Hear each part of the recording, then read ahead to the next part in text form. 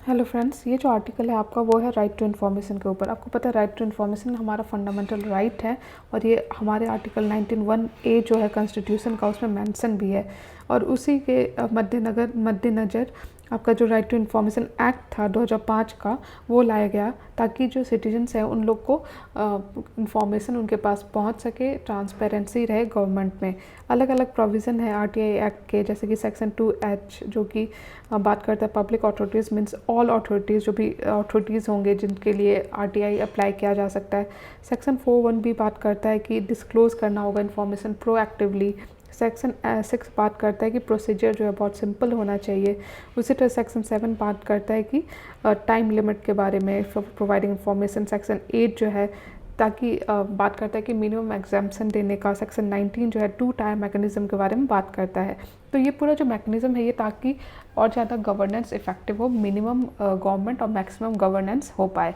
अगर हम बेनिफिट्स के बारे में बात करें कि आरटीआई का बेनिफिट्स क्या हुआ है, तो देखिए पहले तो जो सिटीजन है उनका एम्पावरमेंट हुआ है, उनके पास इन्फॉर्मेशन होगा तो वो बेटर इक्विप होंगे गवर्नमेंट को और ज़्यादा अकाउंटेबल बनाने के लिए।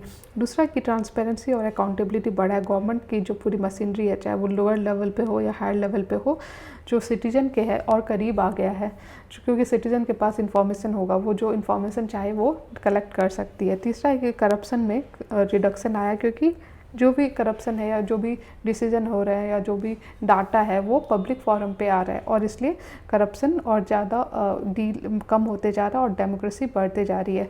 चौथा है कि जो गवर्नमेंट पब्लिक रिलेशन है वो और ज़्यादा स्ट्रेंथन हो रहा है।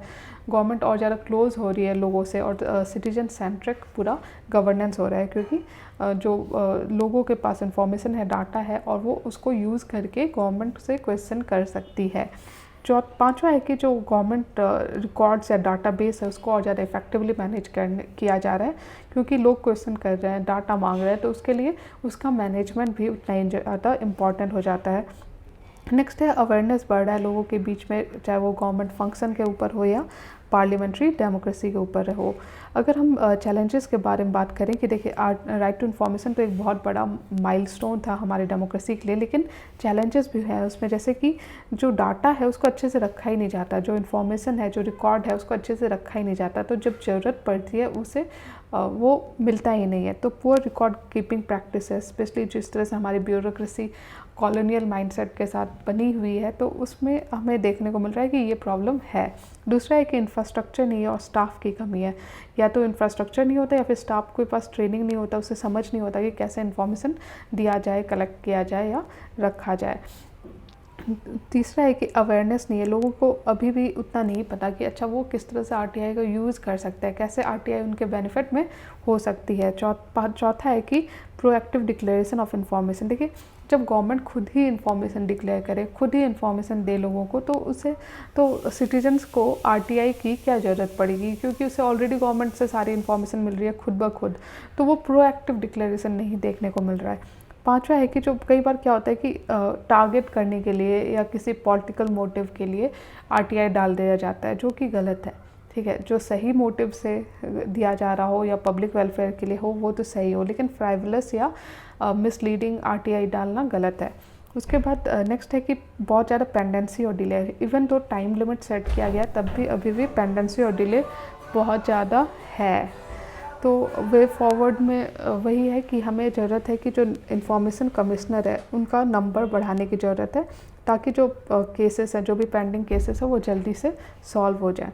दूसरा है कि जो भी आरटीआई एक्ट है, ठीक है, campaigning through publication of RTI act 2005 in regional language, क्योंकि अगर रीजनल लैंग्वेज में नहीं होगा तो जो कॉमन मासेस हैं, ठीक है, जो अलग अलग स्टेट्स के लोग हैं, वो उसका फ़ायदा नहीं उठा सकेंगे।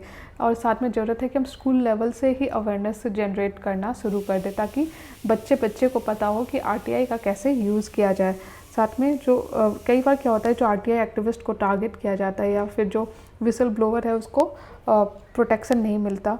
तो जब भी पब्लिक इंटरेस्ट में कोई इन्फॉर्मेशन डिस्क्लोज़ किया जाता है या आरटीआई एक्टिविस्ट का कि ह्यूमन राइट्स के लाइफ का सेफगार्ड करना बहुत ज़रूरी है, ये हमारे डेमोक्रेसी के लिए ज़रूरी हो जाता है।